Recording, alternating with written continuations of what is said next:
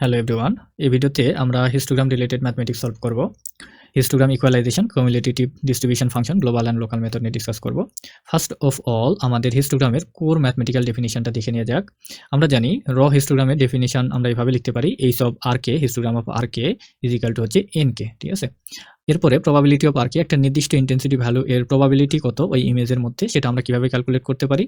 ওই নির্দিষ্ট intensity value এর total frequency count divided by total number of pixel in that image, ঠিক আছে। R K is equal to R K, যেটা বলা হচ্ছে কেথ গ্রে লেভেল, এই কে এর ভ্যালু 0 থেকে l-1 পর্যন্ত হয়। এম হচ্ছে টোটাল পিক্সেল, এল হচ্ছে নাম্বার অফ গ্রে লেভেল, সেটা হচ্ছে ফর এক্সাম্পল আমরা বলতে পারি 8 বিট ইমেজের জন্য 256। সাম অফ অল প্রবাবিলিটি, সবগুলো প্রবাবিলিটি আমরা যোগ করলে সবসময় 1 পাবো, ঠিক আছে। নোটেশন এখান থেকে আমরা দেখি R K is equal to kth intensity value, 0 থেকে l-1 পর্যন্ত এই আর কে এর ভ্যালু হয়। N K is equal to number of pixel with value R K. এটা আমরা অলরেডি ডিসকাস করেছি। প্রবাবিলিটি অফ আর কে আমরা কিভাবে বের করতে পারি, frequency count divided by total number of pixel on that image. MN হচ্ছে total pixel count in that image. L is equal to 256 for 8 bit, L is equal to 8 for 3 bit image. আমরা একটা বিষয় মনে রাখবো, সেটা হচ্ছে histogram has no spatial information. Spatial মানে positional কোনো ইনফরমেশন নাই, আমরা শুধু কাউন্ট জানি। Valid histogram properties, all bar height greater than equal to 0, কোনো বার নেগেটিভ হবে না। Sum of row counts is equal to MN total pixel, ঠিক আছে। একটা ইমেজের টোটাল পিক্সেল এমএন দ্বারা কাউন্ট করা হয়, এটা খুব ইম্পর্টেন্ট। সাম অফ প্রবাবিলিটিস, সব প্রবাবিলিটির যোগফল সবসময় 1 হবে। Two very different image can share the same histogram. এখানে বিষয়টা খুবই ক্রিটিক্যাল, যে দুইটা ইমেজের হিস্টোগ্রাম সেম হওয়ার অর্থ এই না যে ইমেজ দুইটা সেম, ঠিক আছে। ইমেজ দুইটা দেখতে সেম হবে, হিস্টোগ্রাম সেম হইতে পারে, কারণ কি এখানে কোনো স্পেশাল ইনফরমেশন নাই। ধরুন হচ্ছে একটা ব্ল্যাক অ্যান্ড হোয়াইট ইমেজে ব্ল্যাকের হচ্ছে ফ্রিকোয়েন্সি হচ্ছে 64 বিট, 64টা পিক্সেলের সহ যদি হয়, এখানে আমরা ধরে নিলাম হচ্ছে 40টা ব্ল্যাক রয়েছে আর হচ্ছে হোয়াইট রয়েছে 20টা, ঠিক আছে, 24টা রয়েছে। সো এই মিলে 64 হচ্ছে, তাই না। তো দুইটা ইমেজে যদি এরকম হচ্ছে ফ্রিকোয়েন্সি কাউন্ট থাকে, তার অর্থ এই না যে দুইটা ইমেজ সেম হবে, কারণ কি এখানে কোনো স্পেশাল ইনফরমেশন নাই, অর্থাৎ কোন পজিশনে এই পিক্সেল ভ্যালুগুলো রয়েছে। এই যে ব্ল্যাক 40টা ব্ল্যাক হচ্ছে ডট রয়েছে, বা 40টা আমাদের হচ্ছে ব্ল্যাক পিক্সেল রয়েছে, এই ব্ল্যাক পিক্সেল কোন জায়গাতে বলবে, ইনফরমেশন তো আমাদের কাছে নেই। এই জন্য এই কথা বলা হচ্ছে two very different images can share the same histogram. Rotation or translation do not change the histogram. Histogram is invariant to geometric transformation. Geometric transformation করলেও কিন্তু আমাদের হিস্টোগ্রাম আগের ইমেজ এবং পরের ইমেজের জন্য সেম থাকবে। The histogram summarize what intensities exist. It says nothing about where they are in the image.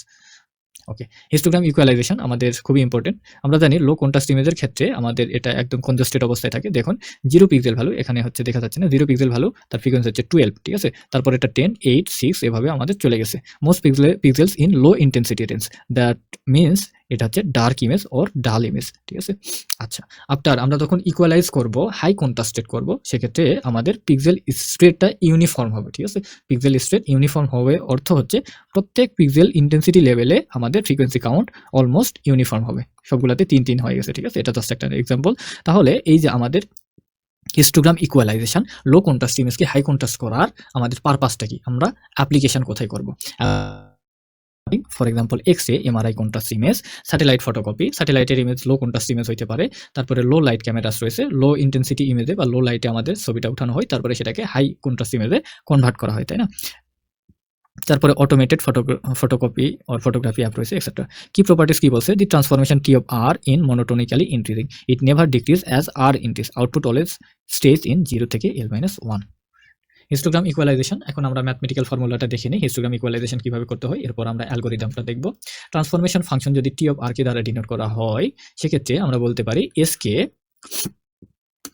is equal to t of r k transformation l-1 multiplied with sum of j থেকে j is equal to 0 থেকে k পর্যন্ত multiplied with probability of rj, ঠিক আছে। এটাকে আমরা আরো সুন্দরভাবে define করতে পারি l-1 divided by mn multiplied with sum of j is equal to 0 থেকে k minus 0 থেকে k পর্যন্ত এবং nj।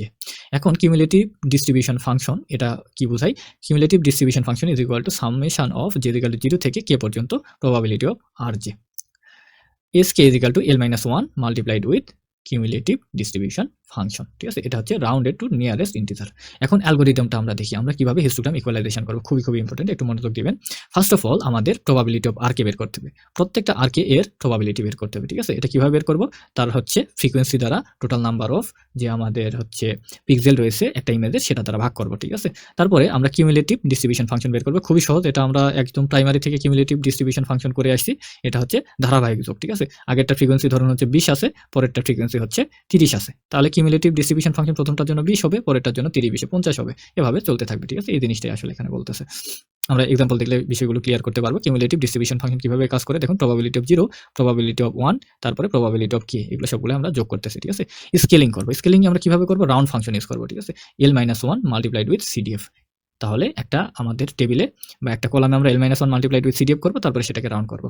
তারপরে রিপ্লেস করবো every pixel using the SK lookup table. SK lookup table দ্বারা আমরা কি করবো, এটাকে রিপ্লেস করবো। তারপরে রিকমপ্লিট করবো histogram of output to verify. ঠিক আছে, আউটপুট টু ভেরিফাই করার জন্য আমরা আবার হিস্টোগ্রাম রিডিজাইন করবো বা রিকনস্ট্রাক্ট করবো, করে দেখবো এটা ইউনিফর্মলি স্প্রেড হয়েছে কিনা। যদি হয় তাহলে আমরা বলবো যে এটা কন্ট্রাস্ট লেভেল আমরা বাড়াইছি। এখানে আমাদের কিছু কি কনসেপ্ট মনে রাখতে হবে। Cumulative distribution function is the running some of probabilities. Transformation of R is monotonically increasing, strict non-decreasing. Multiple input level may map to same output level. Output histogram is approximately flat. ঠিক আছে, output histogram সবসময় flat হবে, approximately. ঠিক আছে, uniform হবে। SK always falls in valid range 0 থেকে l-1। Result হচ্ছে full dynamic range is utilised. Memory 8 এখানে কি বলছে, SK is equal to l-1। এটা আমাদের মনে রাখার জন্য এইভাবে আমরা লিখে রাখছি, SK is equal to l-1 multiplied with cumulative distribution function up to level k. This CDF determines the new gray level। ঠিক আছে, cumulative distribution function কি ডিটারমাইন করে, নিউ গ্রে লেভেল ডিটারমাইন করে। সো এটা আমাদের এক্সাম্পল। এই এক্সাম্পলটা আমরা explain করার মাধ্যমে এই ভিডিওটা শেষ করব। আমাদের একটা ইমেজ দেওয়া আছে 64/64, অর্থাৎ m এর ভ্যালু হচ্ছে 64 এবং n এর ভ্যালু হচ্ছে 64। সো m এর ভ্যালু কত হবে, মাল্টিপ্লাই করলে টোটাল পিক্সেল হচ্ছে 4096। ঠিক আছে, 4096। এবং আমরা প্রত্যেকটা পিক্সেলকে 3 বিট দ্বারা রিপ্রেজেন্ট করি। বুঝুন, প্রত্যেকটা পিক্সেলকে 3 বিট দ্বারা রিপ্রেজেন্ট করি এবং এই ইমেজের হচ্ছে পিক্সেল ভ্যালু কত, এই ইমেজ হচ্ছে 64/64। তার মানে রো রয়েছে 64 এবং কলাম রয়েছে 64। ঠিক আছে, টোটাল হচ্ছে আমাদের পিক্সেল রয়েছে 4096 অর 4096। ওকে, এখন আমাদের ম্যাথে এই দুইটা ইনফরমেশন থাকবে। ঠিক আছে, এই দুইটা ইনফরমেশন আমাদের থাকবে। একটা হচ্ছে আর কে, অর্থাৎ আমাদের এখানে দেখুন 3 বিট দ্বারা রিপ্রেজেন্ট করছে, তাহলে আমাদের লেভেল কত হবে, 8, মানে 2 এর উপর কিউব সমান হচ্ছে কত, 8 হবে। এবং এটা আমাদের লেভেল, ইন্টেন্সিটি লেভেল কত হবে, 0 থেকে l-1, অর্থ হচ্ছে 0 থেকে 7 পর্যন্ত। সো আমাদের আর্কের ভ্যালু ইন্ডিভিজুয়াল আমাদের হচ্ছে ইন্টেন্সিটি ভ্যালু কত হবে, 0 থেকে 7 পর্যন্ত, টোটাল 8। এখন এই ইমেজে 0 রয়েছে, যেটা 0 ইন্টেন্সিটি লেভেল কয়টা রয়েছে, কয়টা পিক্সেলে, 790টা রয়েছে।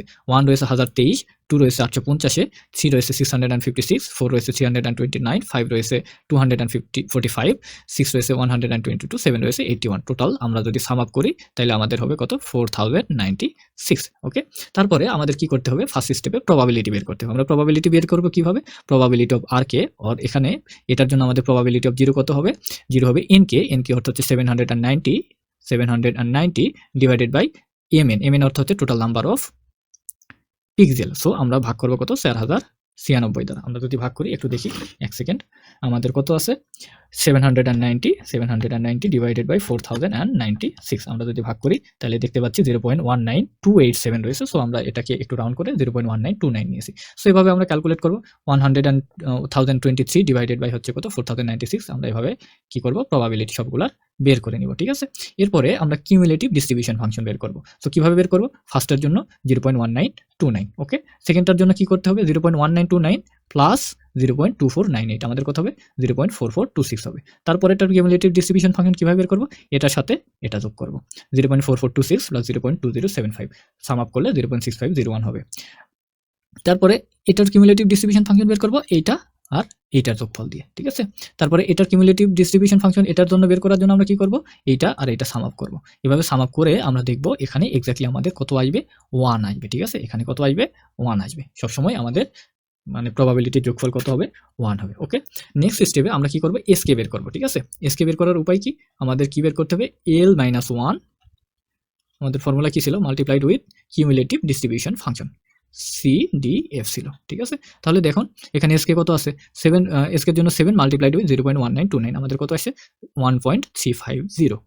তারপরে এটা রয়েছে 3.098, 4.551, 5.672, 6.234, 6.653, 6.867 রয়েছে। তাহলে দেখুন এটাকে আমরা কি করব, 1.350 রয়েছে, একে রাউন্ডেড যদি করি আমরা দেখবো যে যদি 0.50 উপরে আসে, 0.50 উপরে আসে, তাহলে আমরা সেটাকে আপার করব। ঠিক আছে, সেলিংটা নিব, সেলিং ভ্যালুটা নিব। ফ্লোর আর সেলিং ভ্যালু আশা করি বুঝতে জানেন, যদি না জানেন একটু আমি এক্সাম্পল দেই।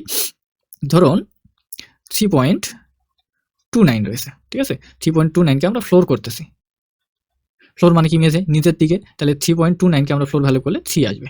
ঠিক আছে, আর যদি একে আমরা সেলিং করি,